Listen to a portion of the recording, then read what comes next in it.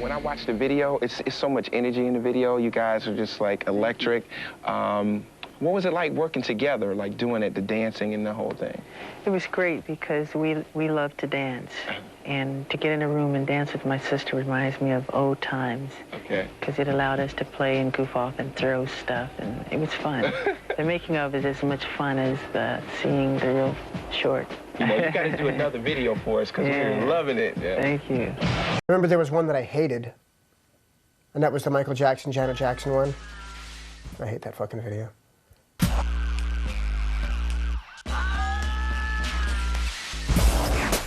When Joni had asked me to actually choose the director for the video, I mean, it was just hands down Mark Romanek. There was a sense that this is a historic moment in pop culture history, that Janet and Michael are going to do a video together. And they wanted it to be big. And they needed the video in something like 7 weeks. And it took like 2 weeks to just plan it, and it took 2 weeks to shoot it. So I just had to build it big. It was the only way to get it done.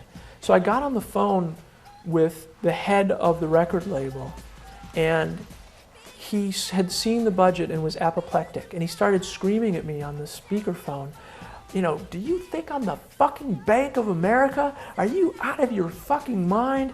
And I said, well, you know, Michael and Janet want something huge. You've given me no time to do it.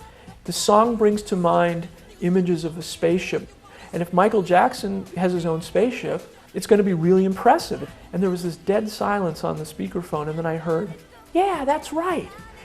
And I realized that Michael was in the room on the other end of the line, which I didn't know. And from that moment, the record executive guy knew that he was pretty much screwed. It was only supposed to be if I can remember, a 3-day shoot, and it turned into like a week. There was a lot of press around us all the time. There was a lot of publicity. One of the craziest things I remember was coming back from lunch on like the 3rd day, and as I walked onto the set, I was hushed by one of the producers who said, you have to be quiet, Michael's on stage. And I went around the corner and I saw Michael Jackson, Grandpa Munster, and I think 3 or 4 of the last living Munchkins, all doing this weird dance. This video is in the Guinness Book of World Records as the most expensive music video ever made. And that is not true. There is another music video that cost millions of dollars more.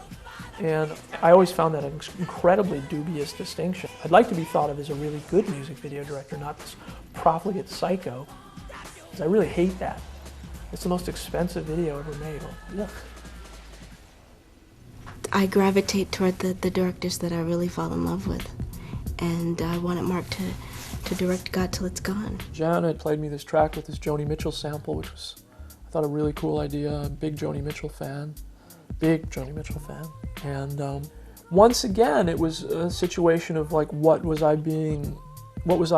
into at that time? And I was really into this magazine that was popular in South Africa called Drum Magazine. I guess it was sort of like the life magazine of a township. And the photography was stunning. And I said, you know, I would like to make a video that depicted black culture that wasn't so obsessed as a lot of the hip-hop videos were in that period and still are, with less materialism and sexism. And I just felt like there's got to be other aspects of black culture to depict. From the time video began till, well into the late 80s, there was a monstrous image of females being perpetrated without much exception. In the face of that, I found this video to be full of humanity. Janet herself was lovely, but it had dignity and it was full of life. Mark's work is always like that, and I'm not trying to lick his butt or anything, but it's just the truth. His work is like that. He's amazing. At that